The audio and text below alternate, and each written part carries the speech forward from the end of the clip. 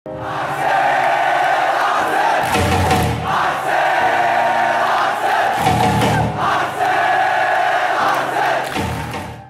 লিকন ডিকোস্তা আমার ছেলের নাম। খুব আনন্দ লাগে যখন কেউ ওর সম্পর্কে কিছু বলে। মা শব্দটা অনেক আপন এবং অনেক বড় একটা শব্দ, যে শব্দটার আসলে প্রকৃত অর্থ আমরা সারা জীবনেও কেউ অনুধাবন করতে পারি কিনা সন্দেহ। ও তো ছোটবেলা থেকেই একটু অন্যরকম। আমি ছোটকাল থেকে খুব অস্থির টাইপের একটা ছেলে আর কি, তো আমি কখনোই ঠিকমতো পড়াশোনা করতে চাইতাম না। তো আমার মা হাত চেপে আমাকে পড়াশোনা করাইতো, নতুবা আমি টেবিল থেকে উঠে দৌড় দিতাম। একবার সেন্ট জোসেফ স্কুল থেকে ওকে প্রথমে ডিটেনশন দিল, দেওয়ার পরে আমাকে স্কুল থেকে হেডমাস্টার ডাকলেন, প্রিন্সিপাল ডাকলেন। গেলাম, বললেন যে দেখেন আপনার ছেলে পরীক্ষার খাতায় কি করেছে।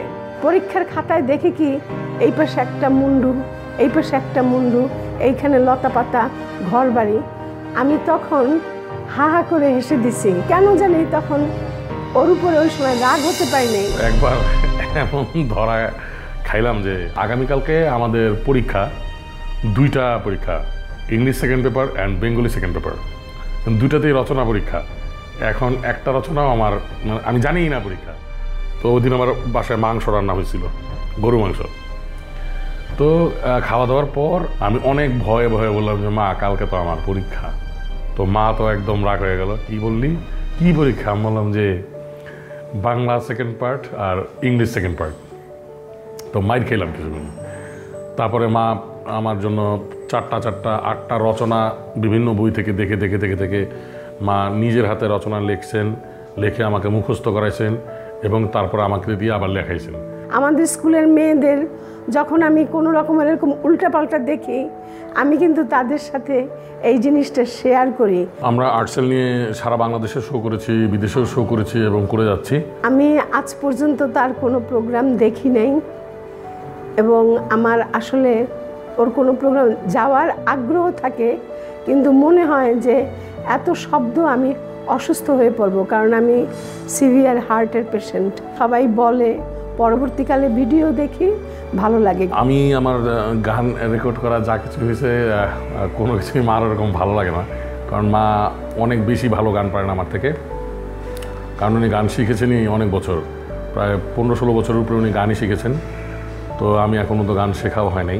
ও গিটার শিখেছে, কিন্তু গিটার বাজাতে বাজাতে দেখি কি গান গায়।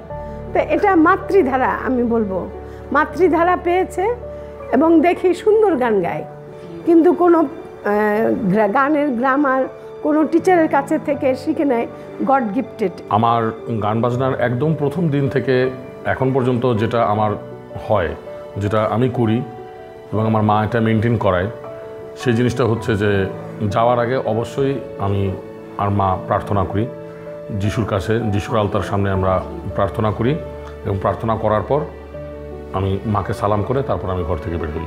ভালোবাসে এটা ঠিক, শ্রদ্ধাও করে এটা ঠিক, কিন্তু অনুসরণ করলে শুনলে আমার ভিতরে একটা আতঙ্ক আসে। অনুসরণ করা শুনলে যে ওর মতো আর কয়জন পাগল বের হবে। আমার কোনো গান মার সামনে বাজাইতে আমার এখন পর্যন্ত ভয় লাগে এবং আমি সাধারণত পারতপক্ষে মাকে গান শোনাই না আর কি। তবে আশা কোনো একদিন মা গান শুনে হয়তো বা ভালো লাগতেও পারে। এই গান, কারণ যে ধারার গান, এটা তো বিদেশি ধারার গান এবং এর সাথে মানে এটা অ্যাকশন সাং। আমি তো দেখি ভিডিওতে, পরবর্তীকালে যেটা দেখি, এভাবে গান গাইলে এইভাবে আমার কাছে অস্থির লাগে। ওকে অনুসরণ করলে তো তারা ওর মতোই হয়ে যাবে, তাহলে তো মায়েদের চিন্তার কারণ হবে। আমি আসলে খুব মধ্যবিত্ত পরিবারের একটা ছেলে, আর আমার প্রপার্টিস এরকম কিছু নাইও। তারপর আমি একটা কথা বলবো, আমার খুব শখ, খুব ছোট্ট একটা শখ, এটা অনেক ছোটোকাল থেকে ছিল এবং এটা মাও চেয়েছিলেন একবার, আমি ছোট্ট একটা গাড়ি কিনবো। গাড়ি কিনে ওই গাড়িতে করে আমি মাকে ঘুরাবো, এটা আমার খুব ইচ্ছা। টিভিতে যখন প্রথম দেখলাম, স্বাভাবিকভাবে আমার খুব আনন্দ লেগেছিল এবং আমি ফোন করে করে আমার স্কুলের সব টিচারদেরকে আমি বলেছিলাম যে আমার ছেলের প্রোগ্রাম টিভিতে দেখাচ্ছে, তোমরা সবাই দেখো। আর পত্রিকায়ও যখন আমি প্রথম ওর এই একটা সাক্ষাৎকার দেখলাম, স্কুলে বসে দেখেছি, সব টিচাররা দেখে বলল, দিদি আপনার ছেলের তো ছবি ছাপা হয়েছে, এই যে দেখেন সাক্ষাৎকার দিয়েছে, আমি কি আপনারা দেখেছেন? বলে যে হ্যাঁ খুব ভালো লাগলো। তো আমার টিচারদের যে আনন্দ যে আমাদের স্কুলের একজন টিচারের ছেলে সে এরকম করে এখন মিডিয়াতে আসছে, সবার সামনে আসতেছে, এটা আমার কাছে খুব আনন্দজনক, খুব ভালো লেগেছে। যদিও অনেক চিৎকার চেঁচামেচি করি, মাঝে মধ্যে খাবার দাবার নিয়ে অনেক গ্যাঞ্জাম করি, কিন্তু তারপরেও মানে আই ওয়ান্ট যে ইনার সাইডে যেন আমার যেই রেসপেক্টটা, যে ভালোবাসাটা আমার প্রতি, এটা যেন আজীবন থাকে। অযথা উত্তেজিত হয়ে যায়, অনেক চেঁচামেচি করে। আর একটা কথা, খেতে খুব ভালোবাসে। আমার মা এখনও আমার সাথেই থাকেন, তো আজীবনই থাকবেন, কারণ আমার কাছে তো ওই একলা আছে, আর তো কেউ আমার কাছে নাই, ওই আমার সব। আর এক ছেলে অনেক দূরে আছে, তাকে তো আমি পাই না, কাজেই ওর সব আবদার এটা চেষ্টা করি আমি পূরণ করতে। আমার খুব ভালো লাগে কারো যখন কোনো বিপদ দেখে সে দৌড়ে যায়, এবং আরও বেশি ভালো লাগে কারো যদি রক্ত দেবার প্রয়োজন হয়, ওর ব্লাড গ্রুপের সাথে যদি ব্লাড মিলে যায়, ও কখনো দিতে সেটা দ্বিধাবোধ করে না। আমি পাংচুয়ালিটি ভীষণ পছন্দ করি। আমি পাংচুয়ালিটিটার অভাব মাঝে মধ্যে তার মধ্যে থেকে। আমার সাথে আমার মায়ের এখন খুব মানে এত ভালো সম্পর্ক যেটা বলার নয়। আমি কিসে আমার দুঃখ, কিসে আমার আনন্দ, সব কিছুই আমার মা জানে। তবে কোনো সময় বলা হয় না যে মা তোমাকে খুব ভালোবাসি, কারণ এটা এমন একটা ওয়ার্ড, এটা মানে বলার কিছু নাই। মাকে তো ভালোবাসবই, তবু তারপর মনে হয় মাঝে মধ্যে বলি মা আমি তোমার খুব ভালোবাসি, হয়তো মনে হয় না এটা ন্যাকামি হয়ে গেল বেশি বেশি। আশীর্বাদ করব, সে সঙ্গীতের লাইনে এসেছে, এই লাইনে যেন সে সুনাম করতে পারে, সে যেন তার জীবনের ক্যারিয়ার গঠন করতে পারে।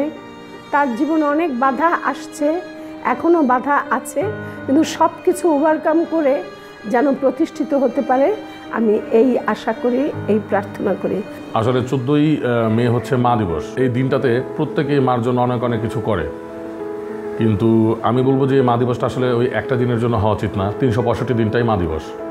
এবং সবসময় আমরা সবাই মনে রাখবো মা বাবা এনারা কখনোই আমাদের ক্ষতি চান না, এবং আমাদের জীবনের সবচেয়ে বড় বন্ধু যদি কেউ থেকে থাকেন মা বাবাই থাকবেন। যেহেতু মা দিবস তাই বলবো যে আই লাভ ইউ মাদার, আমি তোমাকে অনেক ভালোবাসি, আর আমার জন্য দোয়া করো যাতে আরও ভালো মতো আগায় যেতে পারি, আর তোমার যাতে সম্মানটা রাখতে পারি। পৃথিবীর সকল মায়ের জন্য আমার শ্রদ্ধা ভালোবাসা রইল। আপনারা সকলে ভালো থাকবেন। আজ বিশ্ব মা দিবস। প্রত্যেক মায়ের জন্য, সে মা যুবতী হতে পারেন, সে মা প্রৌঢ়া হতে পারেন, সে মা বৃদ্ধা হতে পারেন, সব মায়েদের জন্য আজকে আমার অভিনন্দন। ঈশ্বর সব মায়েদেরকে আশীর্বাদ করুন, তাদের সন্তানকেও আশীর্বাদিত করুন। ধন্যবাদ।